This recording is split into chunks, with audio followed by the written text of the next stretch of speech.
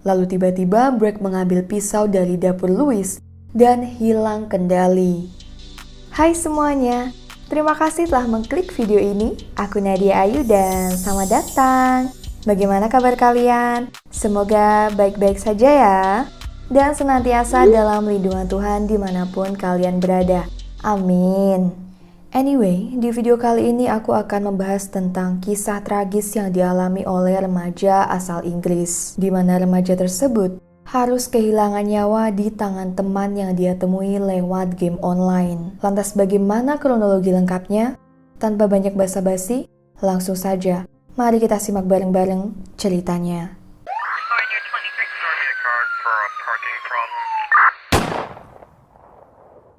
Bragg Bednar lahir pada 17 Maret 1999 di Surrey, Inggris. Dia mempunyai 3 adik kembar, Carly, Chloe, dan Sebastian, yang berusia 2 tahun lebih muda darinya.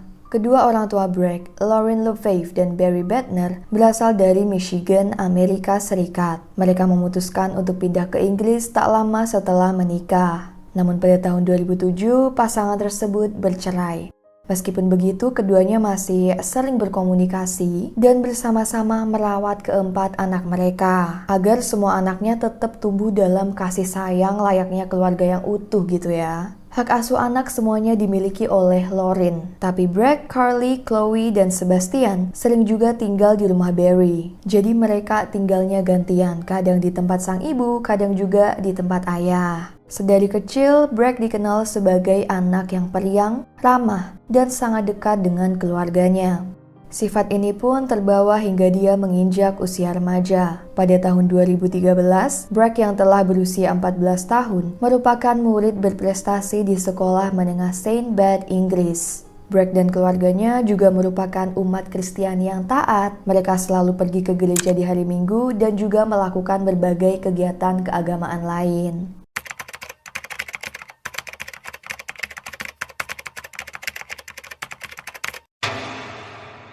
Seperti kebanyakan anak remaja, Bragg suka bermain game online. Namun siapa sangka, hobi tak berbahayanya ini justru mengantarkannya pada malapetaka. Bragg dan ke-6 teman sebayanya membuat sebuah grup dan mereka bermain game online di server milik laki-laki berusia 18 tahun bernama Louis Daines. Dari seluruh anggota grup itu, hanya Louis satu-satunya orang asing yang tidak Bragg kenal di dunia nyata. Kegiatan mabar ini menjadi aktivitas rutin bagi anak-anak tersebut. Tiap malam mereka ngegame dengan durasi antara 4 hingga 6 jam. Ngomongin tentang Louis Daines, tidak sulit untuk mengetahui penyebab kenapa para remaja laki-laki itu tertarik dengannya. Betah banget ngegame dan chattingan sama Louis. Bagi mereka, Louis adalah sosok yang cool dan layak menjadi panutan. Kenapa begitu? Karena seperti penuturan Louis sendiri, meskipun dia baru berusia 18 tahun, tapi dia sudah sukses dan kaya raya. Dia merupakan computer engineer, punya usaha di bidang teknologi, dan saat itu sedang tinggal di New York untuk bekerja di badan pemerintahan Amerika Serikat. Meskipun begitu, dia bilang juga masih bolak-balik ke Inggris, lebih tepatnya ke Essex, kampung halamannya. Mungkin bagi orang dewasa, klaim pekerjaannya ini terdengar halu banget ya. Tapi Louis seolah tahu caranya membuat para remaja itu untuk mempercayainya. Dan iya, mereka semua percaya. Pintar memanipulasi ya jadinya. Tetapi, lama-kelamaan beberapa teman Bragg mengatakan kalau ucapan Louis ini tuh too good to be true, atau terlalu sempurna untuk menjadi kenyataan. Ya bayangin 18 tahun, orang Inggris tapi bisa bekerja di badan pemerintahan Amerika Serikat.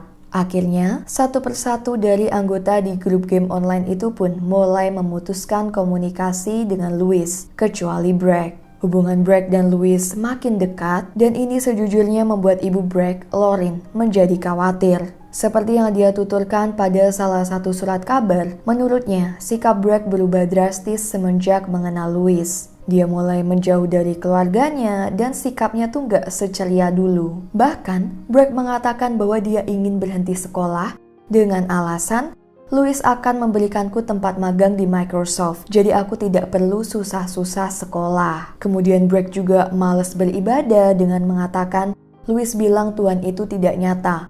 Lalu kenapa aku harus pergi ke gereja? Dan masih banyak lagi. Intinya dia selalu mengatakan Louis bilang begini, Louis bilang begitu, seolah-olah dia telah dicuci otaknya oleh Louis.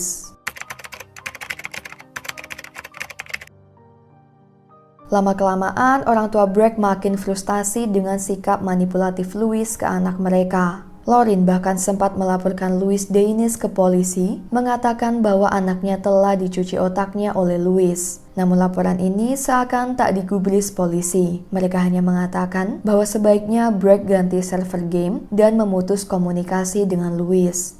Akhirnya, Barry dan Lauren memutuskan untuk menyita ponsel dan komputer Bragg. Untuk sementara waktu, usaha ini nampaknya berhasil. Bragg perlahan mulai menjadi dirinya yang dulu, periang, mau sekolah lagi, dan jarang bertengkar dengan orang tuanya. Sayangnya, situasi ini tak akan bertahan lama. Karena tanpa sepengetahuan orang tuanya, Bragg diam-diam masih berkomunikasi dengan Louis. Jadi sebelum Bragg memberikan ponsel dan komputer ke orang tuanya, dia sempat memberitahu Louis. Beberapa hari kemudian, Louis membelikan ponsel baru untuk Bragg yang dia kirim lewat pos agar keduanya tetap bisa berkomunikasi. Louis juga mengatakan pada Bragg bahwa sebaiknya dia bersikap baik pada orang tuanya agar mereka berpikir semuanya telah baik-baik saja.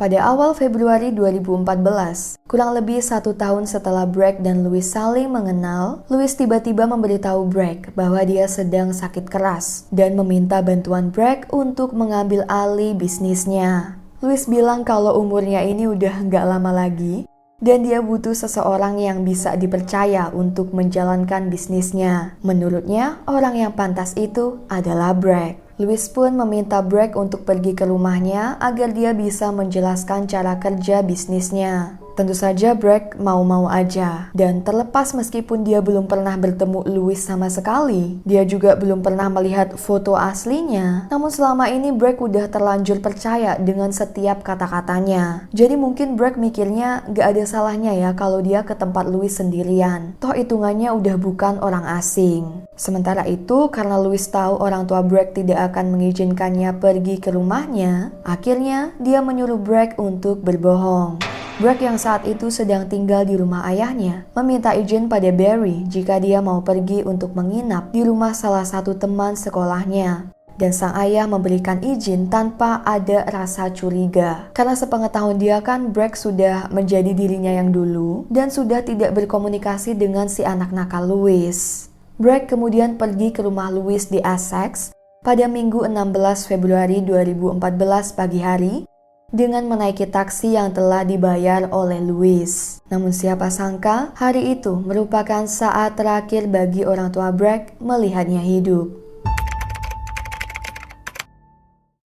Sebelum melanjutkan cerita, aku akan memberitahu fakta tentang Louis Daynes. Louis tidak mempunyai rumah ataupun mobil mewah seperti yang dia katakan. Yang ada, dia tinggal di apartemen kecil di kawasan Grays, Essex, dan pengangguran. Jadi tidak ada usaha untuk diambil alih Bragg seperti yang dijanjikan. Kerjaannya tiap hari hanya di depan komputer, main game, dan melakukan berbagai penipuan lewat internet untuk mendapatkan uang. Kebetulan juga Louis yatim piatu, namun dia memilih untuk tinggal sendiri daripada ikut kerabatnya. Balik lagi ke cerita tadi, keesokan pagi setelah Bragg menginap di tempat Louis, tepatnya Senin 17 Februari 2014 sekitar pukul 11 siang, kepolisian Essex menerima panggilan telepon dari Louis yang menyatakan bahwa dia tidak sengaja menghilangkan nyawa temannya dan orang yang dimaksud tak lain adalah Bragg. Essex Police Emergency. Hi there. Okay. Hello. I need police and a forensics team to my address, please. What do you mean? What's happened? My friend and I got into an altercation, and I'm the only one who came out alive. Are you telling me you've somebody? Yes, I am. Menurut cerita Louis, Bragg sampai di rumahnya dalam kondisi stres dan bilang bahwa dia ingin mengakhiri hidupnya. Louis menuturkan pagi harinya di tanggal 17 itu, mood Bragg makin kacau. Dia juga bilang kalau tidak mau pulang ke rumah. Lalu tiba-tiba Bragg mengambil pisau dari dapur Louis dan hilang kendali. Menurut Louis, Bragg mencoba untuk melukainya dengan pisau tersebut. Louis kemudian merebut pisau itu dan dalam usaha membela diri, dia tak sengaja melukai Bragg dan akhirnya meninggal. Namun, bukti yang ditemukan polisi di TKP sangat kontradiktif dengan pernyataan Louis. Pertama, luka pisau di tubuh Bragg berada di area leher bagian belakang, sedangkan Louis bilang setelah dia menusuknya, Bragg masih sempat menyerang balik. Padahal kalau posisi pendarahannya ada di area leher, korban akan dengan cepat kehilangan banyak darah dan meninggal. Namanya juga di area vital ya. Jadi gak bakal sempat untuk melakukan perlawanan balik seperti yang diklaim Louis. Dan ketika polisi sampai di TKP, terlihat jelas bahwa Louis telah berusaha menyembunyikan sesuatu. Barang-barang elektroniknya sengaja ditenggelamkan di wastafel yang tentunya ini mencurigakan. Kira-kira apa nih yang berusaha disembunyikan oleh Louis? Setelah melakukan investigasi lebih lanjut, polisi menemukan sebuah kantung kresek berisi pakaian berlumuran darah. Dan satu bukti yang memperkuat dugaan polisi bahwa Bragg sengaja dihilangkan nyawanya adalah mereka menemukan lakban dan beberapa gulungannya yang kusut seperti habis dipakai, di mana polisi percaya lakban tersebut telah digunakan untuk mengikat Bragg. Pihak berwenang pun mengamankan Louis, membawanya ke kantor polisi. Yang gak habis pikir nih, setelah dia menghilangkan nyawa Bragg, Louis sempat-sempatnya mengambil ponsel dan memfoto tubuh Bragg yang sudah dalam kondisi mengenaskan. Dan tak hanya itu, dia juga mengupload foto tersebut ke servernya serta mengirimkannya ke dua teman Bragg. Melihat foto itu, teman Bragg yang shock dan ketakutan langsung memberitahu adik Bragg, apa bener ini kakak kalian gitu. Dan begitulah cara keluarga Bragg mengetahui bahwa putra sulung mereka telah meninggal. Louis tak pernah mau mengatakan motif sebenarnya kenapa dia menghilangkan nyawa Bragg. Namun hasil otopsi mengungkapkan bahwa Louis telah melakukan pelecehan kepada Bragg sebelum dia meninggal. Dan setelah polisi menyelidiki latar belakang Louis Dane, mereka menemukan catatan bahwa beberapa tahun sebelum tragedi ini, Louis pernah dilaporkan telah berusaha melakukan pelecehan terhadap anak laki-laki di bawah umur. Waktu itu usia Louis juga masih minor. Tapi aku kurang tahu hukuman apa yang dia dapatkan dulu. Fakta ini tentu saja sangat miris. Karena coba aja jika polisi melakukan tindakan yang tepat ketika ibu Bragg menelpon mereka dulu. Sangat mungkin bahwa peristiwa mengerikan ini bisa dicegah dan Bragg tidak akan meninggal. Tapi gimana pun semuanya sudah terjadi ya.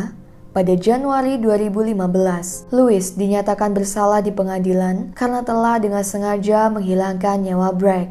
Dia dijatuhi hukuman penjara seumur hidup dengan kurungan minimal 25 tahun. Meskipun Bragg Bednar telah pergi untuk selama-lamanya, namun salah satu peninggalan berharganya akan terus terkenang. Orang tua Bragg dan beberapa relawan mendirikan Bragg Foundation, yaitu sebuah yayasan yang dibangun untuk meningkatkan kesadaran masyarakat, khususnya para orang tua dan murid, agar berhati-hati di internet karena kejahatan lewat media online itu nyata. Bragg's Last Game, sebuah film edukasi pendek yang dibuat yayasan tersebut, juga telah ditayangkan di berbagai sekolah di Inggris. Bragg mungkin telah pergi untuk selama-lamanya, namun dia tidak akan pernah terlupakan di hati orang-orang yang menyayanginya. Jadi itu tadi kisah pilu yang harus dialami oleh Bragg Bednar. Sangat menyedihkan ya. Siapa yang mengira bahwa sikap baik dan keluguan Bragg justru dimanfaatkan oleh orang seperti Louis.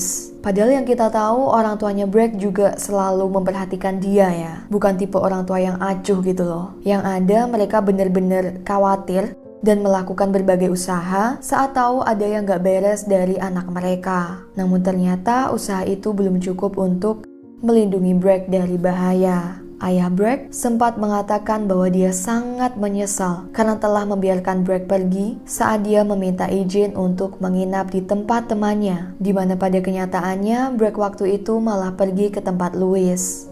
Well, setidaknya pelaku sudah dihukum dengan adil ya. Dan semoga ini juga bisa menjadi pelajaran bagi kita semua agar lebih berhati-hati dalam berinternet, bermedia sosial. Karena predator online atau orang jahat di internet itu nyata. Mereka bisa ada di mana-mana. So, bijaklah berinternet.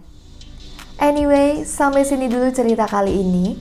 Terima kasih banyak telah menyimak. Dan buat kalian yang udah nonton sampai akhir tapi belum subscribe, ayo subscribe dulu. Dan jangan lupa nyalakan lonceng biar gak ketinggalan updatean video terbaruku. Aku Nadia Ayu, sampai jumpa di video terbaruku selanjutnya.